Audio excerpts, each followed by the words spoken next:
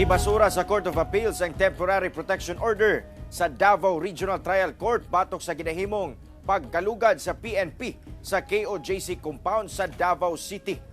Ano yung report ni John D. Esteban? Gibasura sa 22nd Division sa Court of Appeals sa Cagayan de Oro City ang temporary protection order sa Davao Regional Trial Court Branch 15 sa Kingdom of Jesus Christ. Ang maong TPO gi-issue niadtong Agosto 27 human mi-file ang KOJC og writ of amparo sa reklamo nga wala na nasubay sa giserve nga arrest warrant sa PNP ang ilahang ginahimo. Gipaundang sa TPO ang bisan unsang lakang ulihok sa PNP nga bahad sa kinabuhi, kagawasan o propiedad sa KOJC. Sigon sa Court of Appeals nga ang paghandle sa case ni Kibuloy sa Davao Court, dakong posibilidad matud pa nga makaapekto sa mga witness sa ilang pag-testify tungod sa kahadlok ug maimpluwensya ang akusado. Dugang sa Court of Appeals, gi-order na pod matud pa sa Supreme Court ang pagbalhin sa criminal cases ni Kibuloy gikan sa Davao City ngadto sa Quezon City. Nadawat sa KOJC ang order niadtong Miyerkules sigon ni KOJC Chief Legal Counsel Attorney Israelito Torion. Hinuon nag-file na sila og motion for reconsideration.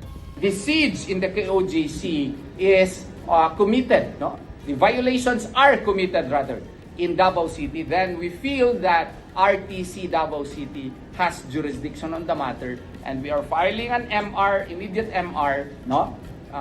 Most respectful motion for reconsideration so as to give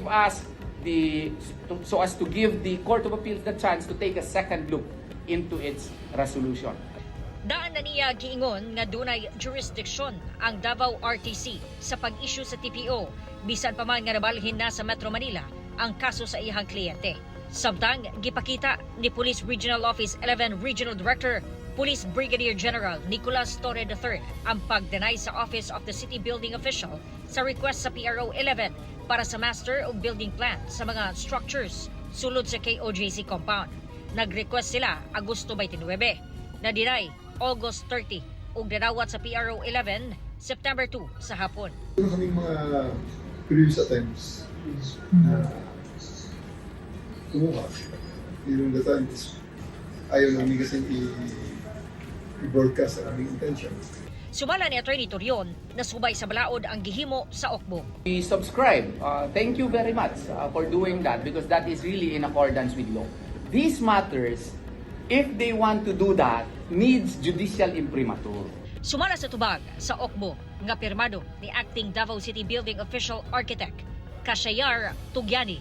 Paglapas kini sa Section 172 sa Republic Act 8293 o ang Intellectual Property Code of the Philippines.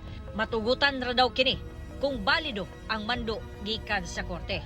Huwebes sa hapon dihang nag-inspect ang Okbo official sa JMC basement isip tubag sa formal nga reklamo sa KOJC sa gituuhang pagkubkob sa JMC basement. Apan wala sila gipasulod sa mga pulis. Kauban si Bebot Kahes sa kamera. Ako si John D. Esteban para sa One Mindanao.